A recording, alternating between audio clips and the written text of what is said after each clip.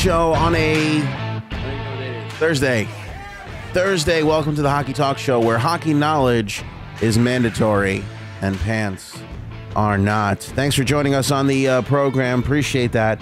Tried to jumpstart a little early there on Facebook. I don't know if we did or not, and on YouTube, so I apologize if the front got cut off there. But you are here, and so am I, and let's get into talking some hockey tonight.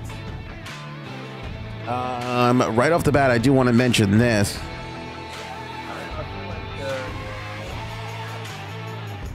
Sorry about that. Bear with me here. I hope this sound is okay. Let me know in the comments below if you can hear me okay. We had this awful snowstorm in the east, and we had to. I actually did my radio show from the home studio tonight. Appreciate the thumbs up.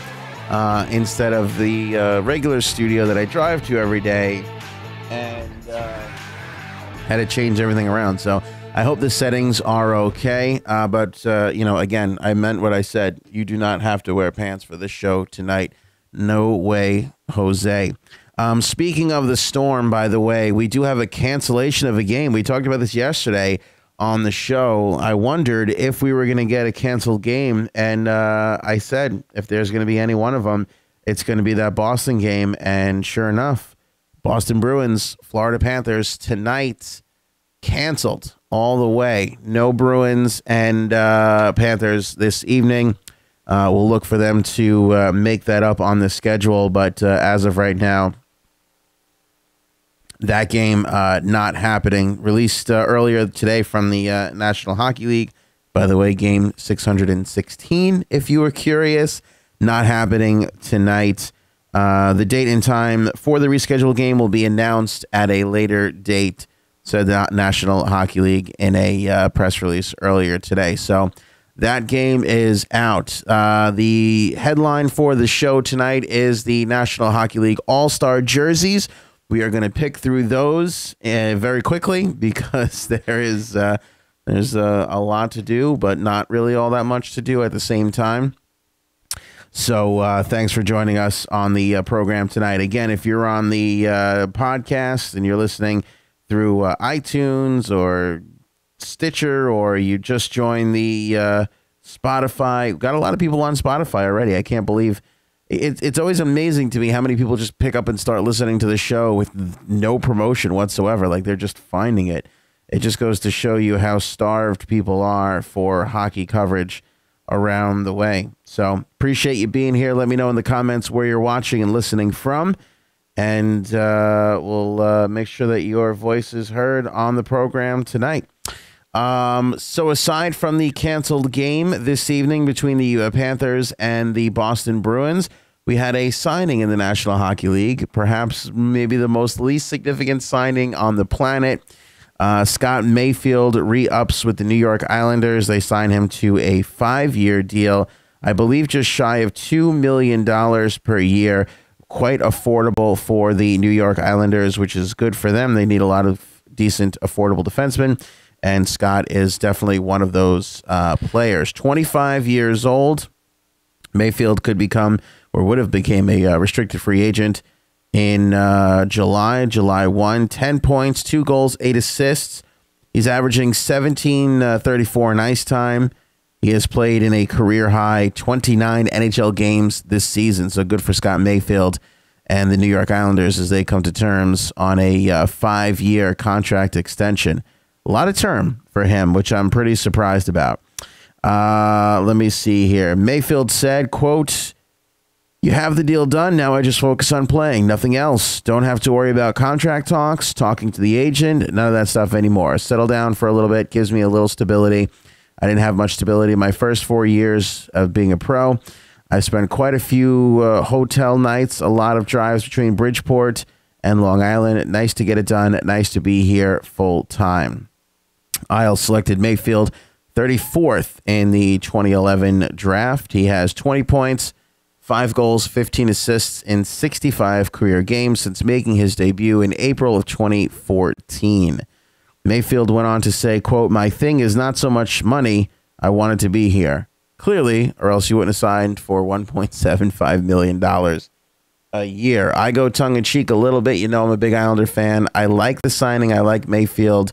But perhaps Scott could put in a word with John Tavares. Like, this is, maybe he can just say, hey, John, by the way, this is a contract. This is what it looks like. It's what happens when you sign it, just to let you know. That's, watch me. I'm going to sign mine and let you know. You can sign yours at any time. Anytime you want to call up Garth and get yours, you absolutely can. Let's get into the NHL All-Star jerseys. Now, if you follow the Hockey Talk Show, you're well aware of the fact that I love and have praised for quite some time the Adidas company. I feel since they took over this year, they have made outstanding strides with jerseys. These are the best jerseys the National Hockey League has ever seen. All 31 teams look outstanding. There are very few misses. I thought they did a much better job than Reebok. I thought they did better than the old school CCMs, sort of a little bit of a mixture between the old school look and the new school technology. And I've had nothing but great things to say about Adidas all the way through. In fact, the only jerseys we slammed this year were the Olympic jerseys, and that was because Nike designed them. And I feel like Nike, out of all the sporting good companies, really just never got hockey jerseys. They just never got them, What's up, CB? Coming to you from Brooklyn. Sheepshead Bay in the house. That's what I'm talking about. Hipster-free zone. Got to get over to Rollin' Roaster, man. It's been far too long since your old pal Ann visited Rollin' Roaster. Best cheese fries on the planet Earth. Now, Shake Shack does a good job all around, but if you want the best cheese fries ever, Rollin' Roaster in Sheepshead Bay, it does not get any better. They're known for their roast beef sandwiches. They're a roast beef sandwich killer. Very good, but their cheese fries are the little praised but little superstar of that menu over there. Good shakes too. Thanks for tuning in, my man. Back to the jerseys. Again, I can't possibly praise the Adidas jerseys. It's like I love my wife and my kids and my family and the Adidas jerseys. That is literally the order of my love. And they've done a good job, and they haven't had a misstep once. Except for now. They have turned in a horrid number of National Hockey League jerseys. I mean, just awful. The All-Star jerseys this year are a huge disappointment. Now, I will say this. The NHL has this unique format that they have now where each division is a team. So things have changed a little bit for them. There's no longer one, 60-minute game. They play this little tournament-style thing that they've come up with. And so they're in a unique position to create 4 All-Star jerseys as opposed to just 2, really, which all the other leagues have to do together. So again, the National Hockey League in a little bit of a different game. And it has led to some interesting stuff over the last couple of years, and they've had this big obsession with yellow that they've carried into this season. It's why I wore my yellow shirt for tonight. I wanted to represent the awfulness of the National Hockey League All-Star jerseys. But, it's, again, a little bit of a bigger task.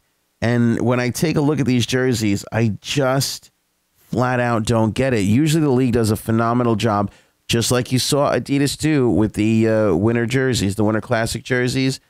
The Rangers had maybe one of the greatest Winter Classic jerseys ever in this past Winter Classic at Citi Field. And they were playing against Buffalo, who did okay. Not a great jersey, not a horrible jersey. Heritage Classic jersey up there in Montreal. That was a really nice looking one with Ottawa and the Montreal Canadiens. So they've been on a little bit of a streak of making these specialty jerseys that look nice. They fail miserably with the All-Star jerseys this year. I'm super disappointed. Let's take a look at them. I'll move the lower third out of your way there so you can get a nice little look here of the collection of All-Star jerseys. As you can see, we've got 4. And honestly, the only one I can tolerate, believe it or not, and call me a native Long Islander, call me a Metro Division homer, but the Metro Division gray and yellow, I think actually doesn't look all that bad. It really doesn't. If I had to rank these, I would put that at number 1. I would put The blue and yellow at number 2. I'd put I'd put a beating at number 3. If somebody came up and mugged me, I'd put that at number 3 as far as favorable things. And then at number 4 and 5, respectively, with a tie, these awful orange and black jerseys. Eddie V, looks like prizes from a cereal box. Yeah. Honestly, you know what it looks like? It looks like that night you went out and had a couple of mojitos and then somebody offered you some Starbursts and you had that, and then you had a couple of more of those blue drinks, and you had that, and then you had a couple of Skittles, and then you had a couple of more drinks, and then next thing you know, you're hurling in the toilet, and you take a look, and it kind of looks like this. That's exactly what it looks like. Liz, black and orange is the best. Really? I gotta be honest with you. I hate those the most. Yes, because it does look too much like the Flyers, damn it. I hate that the Flyers have any sort of influence on this.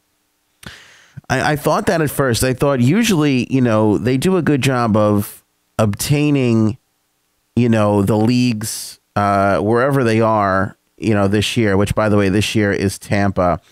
They do a good job of, incorporating the local jerseys. I remember like in Minnesota one year, they had the nice looking jerseys. They did a nice little job with those jerseys. And every year they kind of have this thing going on. They've been obsessed with this gray for a little while in there, and I don't know. It loses its, I hate them. I just hate them. I like the days when they went back and they reworked the uniform of the team that they were playing in. And that gets a little bit complicated when you have to do, 4 jerseys as opposed to 2. And I'm not saying that they should take the Tampa Bay Lightning, jerseys and just slap NHL crests on the middle of them. But I am saying, I don't know, come up with something with a little bit of flair to it, Come up with something a smidge nicer.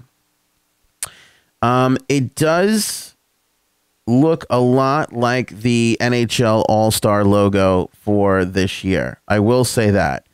It has a big resemblance of the NHL All-Star logo. Let me move this over to the screen so you guys can get a look at the All-Star logo, just in case you haven't seen those just yet. Here's the NHL All-Star logo. I mean, here, let's just take this in for a second. Look at how beautiful the Nashville logo was. Look at how sweet that is. That's an all-star logo. I know what's happening. I know I'm in Music City. I know I got the guitar pick in there. I got a little bit of the architecture that you see all around Nashville down here. That sort of Western, cowboy country writing in there. Sun coming, just the whole thing. It just works. It's beautiful. They sneak the hockey sticks into that sort of French style that they have down there. If you go down to Nashville, all the houses have these weird roofs on them. They have this weird little architecture. It's a little out of place, but it works down there for some reason. Los Angeles, the stars, the glitz, the glamour. I can see all of that in the logo. This year's logo, not so much. I can tell they're by water and by palm trees. And by the way, they did the palm tree thing in Los Angeles just last year. So enough with the palm tree thing. But anyway, you take a look at it and you can see some of the yellow. You can see the blue that they use in there. You can see they've used some orange. I guess this is where they get the orange from. But I was thinking about this and I was racking my brain because honestly, when I saw the jerseys last night, they haunted my nightmares. So I literally stared at them all night in my dreams. I think the orange and black comes from the old school Gretzky 80s era All-Star jerseys when the National Hockey League logo was orange and black. You guys remember that? I think this is like a little bit of a nod back to that, which by the way, I don't hate. I do like if they wanted to bring that back. But on the other hand, I don't think it works. It falls flat a little bit when you bring the modern style of the jersey with the old school colors. You know what I mean? Like it doesn't work for me, those things all together.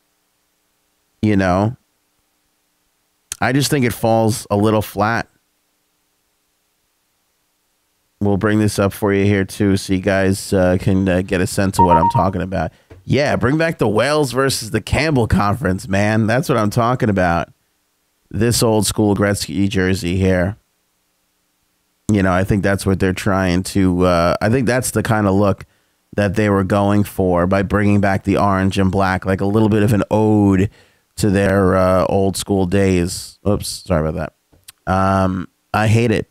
I just hate it. These big blotches on the shoulder right in over here, like there's these big patches of color. You know, you can see the orange and the yellow on both of them. It doesn't work for me all the way around. And you have just the NHL logo in the middle, which is, you know, kind of depressing. Like, aside from the stars on the sleeves, this doesn't really scream all-star to me. You know what I mean? It just doesn't really scream all-star to me all that much. The Gretzky one with the stars all over the place, you know, that looks like an all-star jersey to me. You know? What they got going on now just absolutely does not. I don't mind the yellow and the gray. That works. The blue and the blue and the yellow, like I said, kind of works for me a little bit. It's just these color schemes are awful. And you look at them together, and they don't go together whatsoever. Now, Liz, you posed a good question here. What else does Tampa have to offer? Tampa has just a blue and white jersey. It's not really all that great. But, I mean, there's got to be more to tie into with this community. There has to be. Like, Nashville was so great with the logo and the jerseys and everything. It was just a nice look. What we got going on this year is just totally depressing. It's the first misstep for the Adidas company, for me, doing National Hockey League jerseys. This is the first misstep for me. Everything else they've done has been outstanding. This one's a big miss for me. I just think that they you know, outside of you wanting to go out and buy your favorite player's jersey, what is the appeal of getting this jersey? You know, where's the appeal? Where's the I have to own that jersey? There's nothing. There's nothing that makes you think like, oh, I gotta get. I need to be seen more in gray and yellow. CB, it's kind of hard for Tampa to offer something from a historical, cultural perspective. That's because everybody arrived in Tampa 5 minutes ago from New York. That's the problem. And there's nothing wrong with, you know, honoring Paul Orndorff. Nothing whatsoever. I don't know. I feel like there's just better jerseys. I get where they're going with this. Even the awful Reebok yellow jerseys. Do you remember those? Like, those to me weren't even all that bad. All-Star jerseys, for the most part, were never all that great, but we've definitely had better ones than what we have right now. You know? We've definitely had some better looking jerseys than what we have right now. These are a big fat misses for me. I don't like them whatsoever. Hates them in a big, big way. Let me know what you think of the jerseys, and do any All-Star jerseys actually stick out in your mind? I don't think that's actually possible. I don't think that is honestly possible to do. Have an All-Star jersey just kind of step out in your mind. But these are horrible, and I'm such a fan of the Adidas company. I do like the writing inside the neck. They did that. They do have the interesting textures. You know, they bring back that bigger jersey, 80s jersey with bigger holes look on the shoulders and the tighter knit on the chest. But I don't know. Just boring to me. Just flat out boring to me.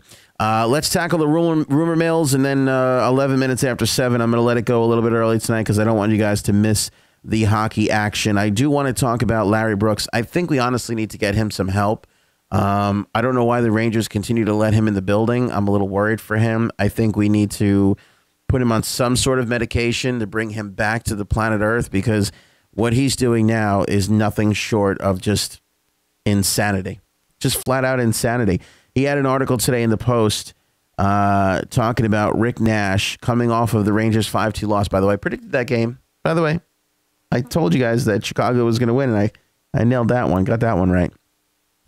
And he noted that Rick Nash was taken off the club's top power play unit in last night's 5-2 loss to Chicago.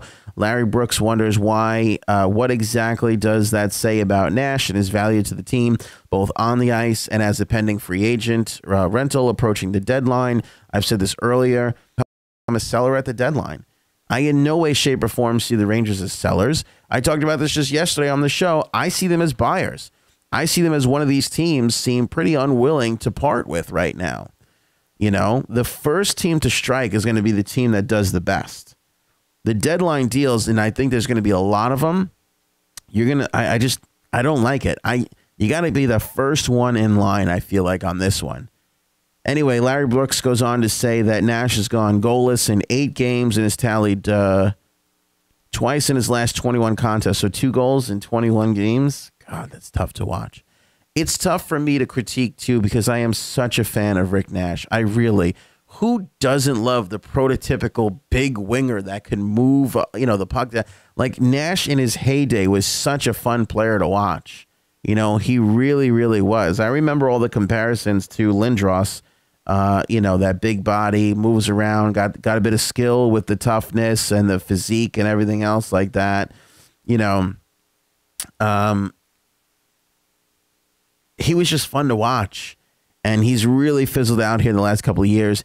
Even though he's underachieved the last few seasons, he's still done far better than what he's doing this year. He's clearly showing his age, but not only that, I think he's showing that he needs a certain type of player to play with. He needs a player who can really get up the puck. Like he needs somebody who can move the puck up the ice quickly, do a lot of the work, and let Rick Nash just, carry 20% of the load. I feel like he would score a lot more if he wasn't relied upon to generate so much. You know what I mean? Like if you put him with a really great player, I think his stats would improve greatly. I know that's not like the statement of the year, but I think it's really true. This is where Larry Brooks can seriously worry me, though. Larry Brooks says, if Nash, an unrestricted free agent this summer, is worth holding on to, if Rangers GM Jeff Gorton receives offers, is he worth holding on to? If GM Jeff Gorton receives offers that could include a first-round pick at the trade deadline, on what frigging planet is anybody going to offer the New York Rangers a first-round draft pick for Rick Nash? I mean, you've got to be kidding me. Like Larry Brooks, this guy is literally a guy who goes to all the hockey games and doesn't watch a hockey game.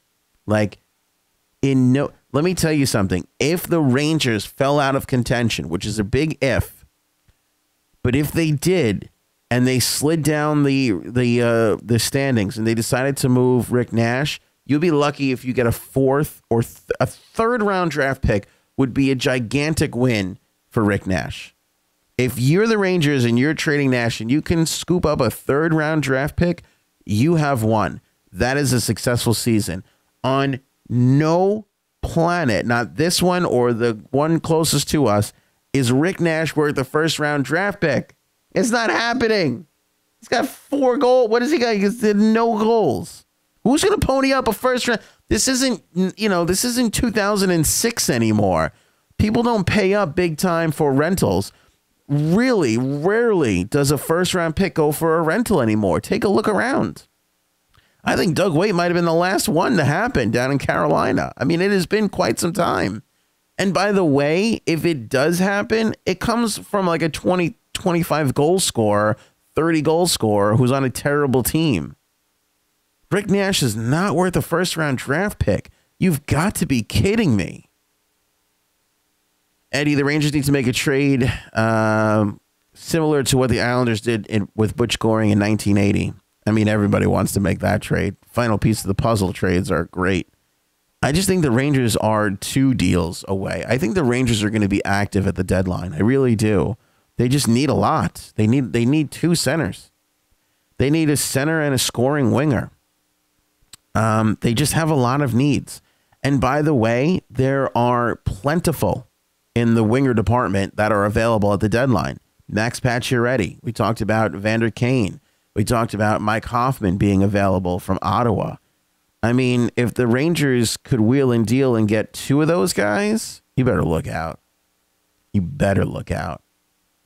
And it's not that it's not possible, because honestly, between VC and I say this, I feel like I'm a broken record, but between VC and JT Miller and all these guys, it's the same player. You could literally afford to trade 2 out of the 3 or 4 of those guys and you not have anything to worry about, not have a damn thing to worry about.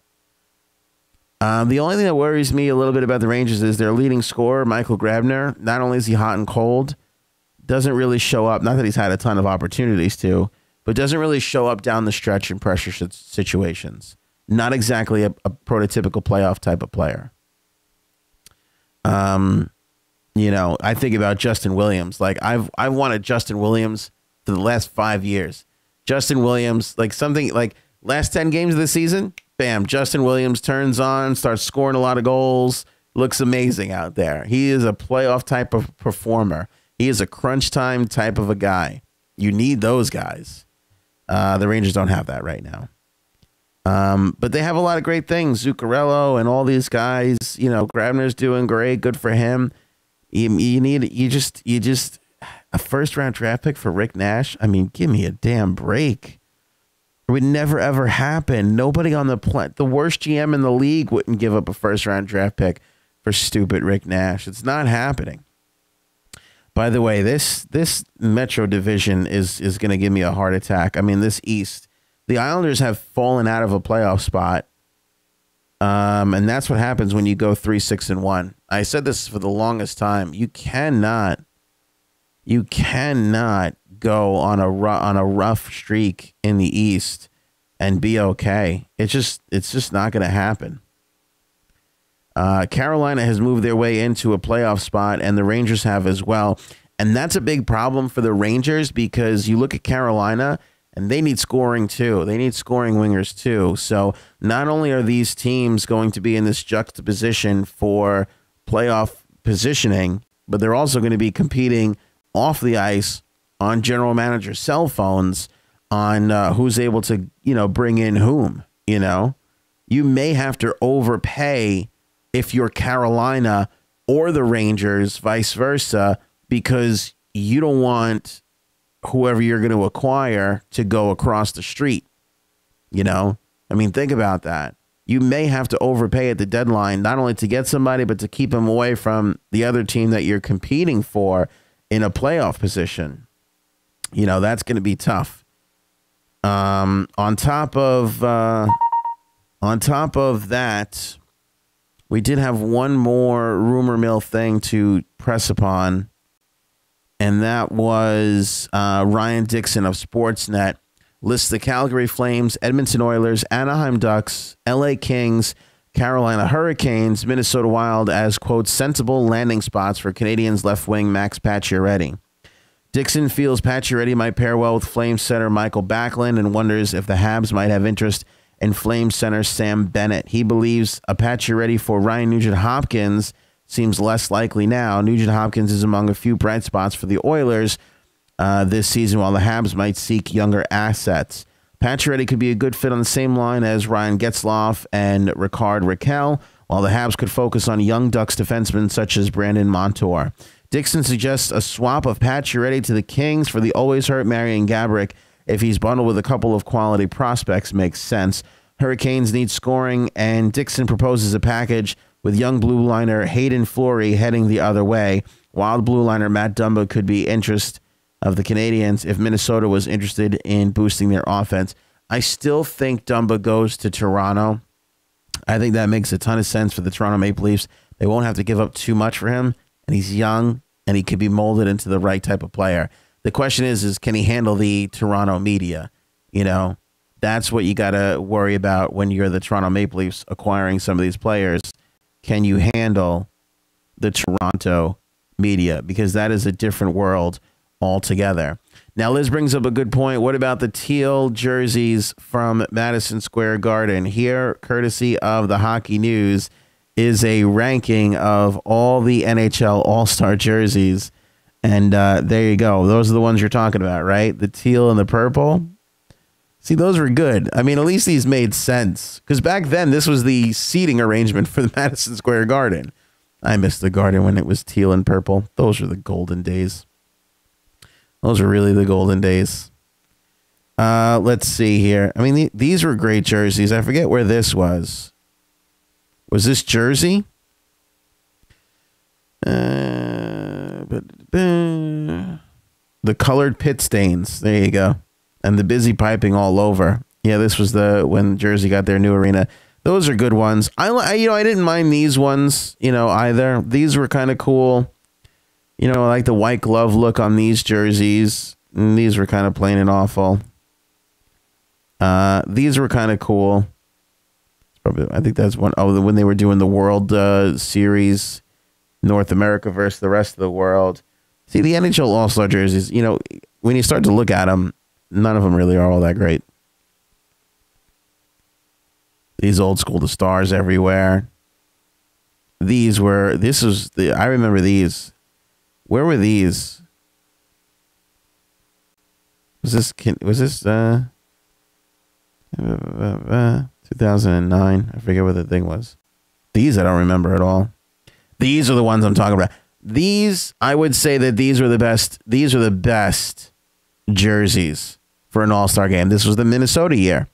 The cream color, the old school look. By the way, this kind of jump-started the cream color in place of the white that we saw in a ton of third jerseys and outdoor game jerseys to give it that classic old school look immediately. You replace white with cream, you immediately get that classic old school feel, which I love. Just the tie around the neck there, stars down at the bottom, and these were the colors of the Minnesota Wild. Like, it all just made sense.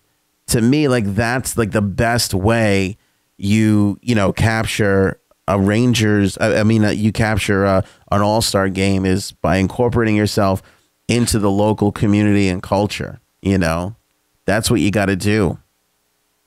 And that is hard to do in Tampa. It really, really is. Because nobody wants to see a damn palm tree on a jersey. But still, you could have done something, Is Galchenyuk on the move, and what would it take to get him? There's this weird thing, and this is why I think there's going to be a ton of moves at the deadline. Couple reasons why. You have teams that are in the playoffs that nobody thought would be in the playoffs, and the teams that they thought would be in the playoffs aren't. So I think you're going to get a lot more selling than usual. But there seems to be an overabundance of underachievers on every single franchise this season. And I think there is going to be a lot of change of scenery trades, especially coming down to the deadline. So I do think that Galchenyuk will be on the move. And I think that Canadiens fans are going to be disappointed in the price tag. Just like Rick Nash isn't getting a first-round draft pick to pry him away, Galchenyuk, it's not going to take a lot. You got a player who's clearly got a lot of off-the-ice issues. We talked about his alcohol problem that has become sort of widely known, and that is not a good thing for the Montreal Canadiens to have out there. And, you have an overabundance of underachievers in Montreal to begin with. And they're in a scenario where, they're just there to sell. So literally, at some point, Mark Bergevin has to understand, I just need to get as many assets back in return for these players and burn it down and start from zero. I really think that's the best thing to do for the Canadiens. I really, really do. Because then you find yourself in this weird scenario where you can't really do all that much. And when you look at Montreal, they're so bare in the cupboard. They don't have that young, exciting player in the minors. They don't have a lot of that. And a lot of other teams have 3 or 4. You know what I'm saying? So you got to really do something if you're Montreal. I don't think they get a lot for Galchenyuk. And the other thing is, he's at almost $5 million of a cap hit for the next couple of seasons, and his play and his off the ice issues don't warrant that. So, I mean, you can probably get this guy for a steal. I mean, you start to tip the scales where you get to a point where it's like, is it just better for the Canadiens to get him off the roster? Is it a pity acquisition where you're just getting the term and the money off of your payroll instead of actually trying to, acquire, you know what I'm saying? Like, that might be the move for them. And by the way, who wants to take him? Who really wants to take him? The Montreal's a mess. I think Jonathan Drouin is there long term. Plekanec is a free agent in the summer, so I could see him going as a rental. We talked about Pat Chiaretti. He's got 1 year at 4.5 left on his deal. You have Brendan Gallagher. I think Brendan Gallagher is an easier move. Again, underachieving, but doesn't come with all the issues, and is a little bit more affordable at 3.75 than a Galchenyuk is. But that's the thing. See, the temptation with Galchenyuk is if you can get him and turn him around, you can have a 30 goal scorer on your hands with Galchenyuk. It's just, can you turn him around? I don't really know. I think the market is going to depend on him. Like, if you're Vegas, you can't go out and get Galchenyuk. You can't do it. He would be great in Utah. Where do they not sell booze on Sundays? Is it Utah? I think he would be good in Utah. We got to get a franchise over there so we can get Galchenyuk going again and away from the booze. They just have a whole bunch of issues. And I think if Bergevin is smart, and this is not a popular thing for Montreal, but fire all these guys off for just whatever. Just name a draft pick and I'll take it. You want to give me a 4th round pick for Alex Galchenyuk? Fine. Do it. You have a better chance of turning that 4th round pick into something that's going to help you 2 or 3 years from now than you do suffering through the next 2 or 3 seasons with Galchenyuk and his issues and his problems. You know what I mean? So that's that. Speaking of moves, too, former Ranger and current Arizona Coyote Anthony Duclair has asked for a trade. I was going over this earlier. So, again, he's not having a horrible year. He's actually having a pretty okay year, Anthony Duclair. But he wants out of Arizona. And Arizona is another one of those teams that's super interesting to me because I do think that they're going to trade Oliver Ekman-Larsson, even though that they said that they won't. I do think that they will, and I do think that they should. And when you add Anthony Duclair to the mix, he's an affordable 1.2 this season, and he's a restricted free agent. So you can control Anthony Duclair for quite some time, which a lot of teams are going to be interested in. I think he's going to attract a lot of attention. With the Yotes this year, he's only got 5 goals and 10. No, that's not this year. He's got 7 goals and 6 assists, which is not knocked down the walls great, but only in 31 games. And again, he's playing on Arizona. So, those 7 goals could easily be 15 if he was playing on a team that had a chance to win every single night.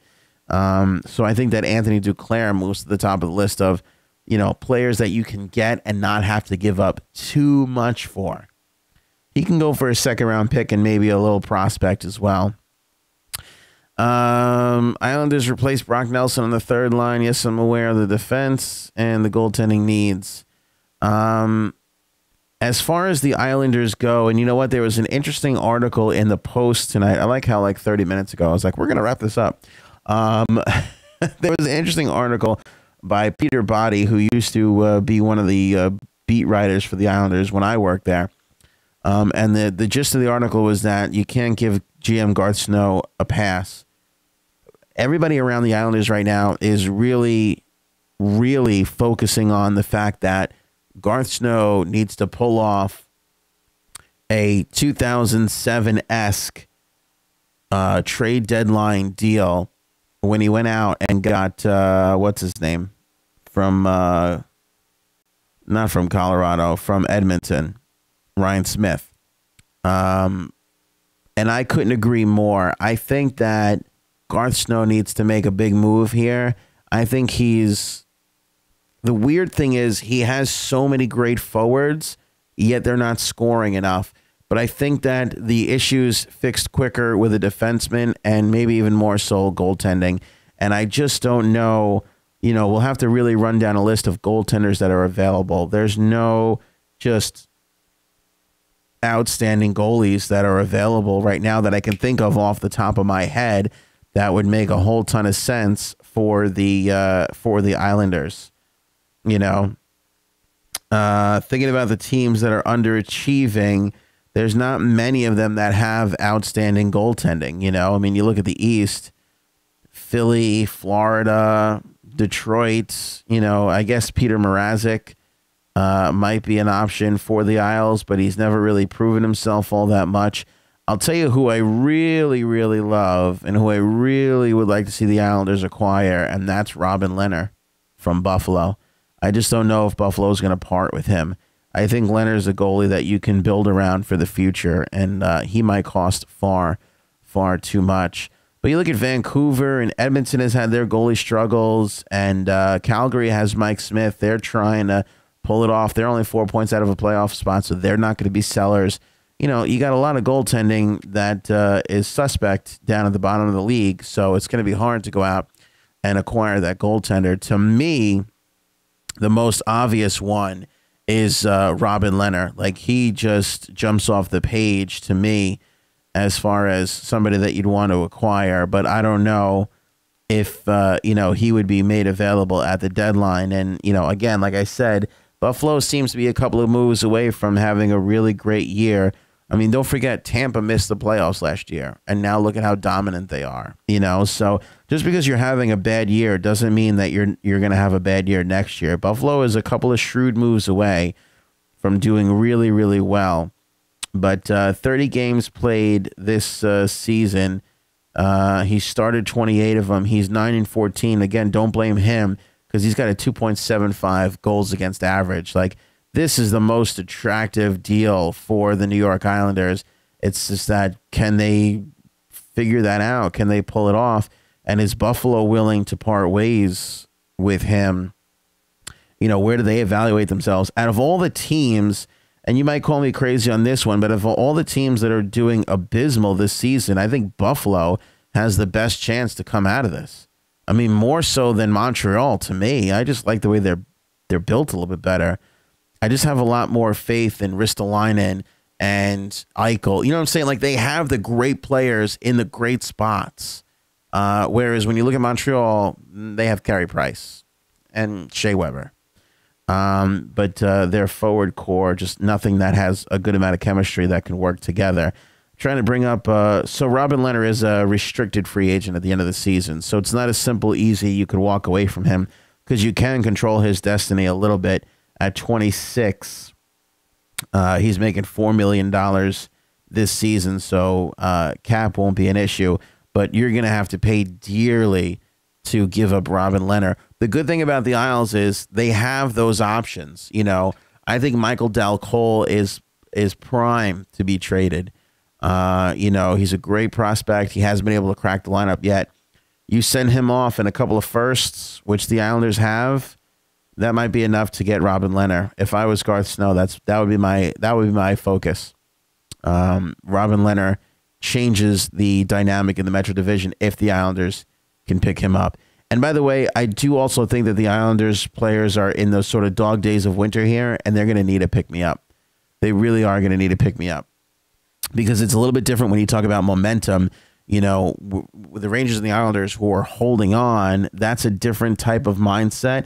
With the Carolina Panthers, who are on the ascent. When they're fighting and clawing to get in, and you start to get in, that is more energizing than when when your fingers are slipping off the ledge there and you're trying to maintain your standings in the playoff run. So a couple of interesting things here from the show tonight. Duclair being a Duclair asking for a trade. The goalie trade market, Robin Lehner. Who do the Rangers go after? I think the Rangers have the ability to pick up an Evander Kane. Like, to me, there's a little bit of a hierarchy in the players that are available. And I think that you can, if you're the Rangers, you can get an Evander Kane on the cheap because he's a rental, and you may have to pay dearly for one of the other guys, Pacioretty or Hoffman. Like, to me, that's you might be able to get two. You really might be able to get two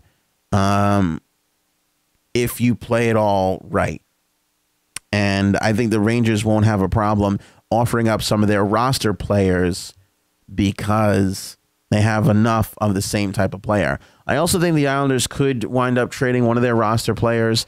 I wouldn't be surprised if they traded 66. He hasn't fit. He hasn't worked. I've loved him all the way. I think he's the spark that the team needs right now because he just goes and goes and goes and goes. So I wouldn't want to trade him, but I think you can trade a Joshua Hosang if you needed to because, don't forget, the Islanders are not only competing for a playoff spot, but they're competing for John Tavares' love.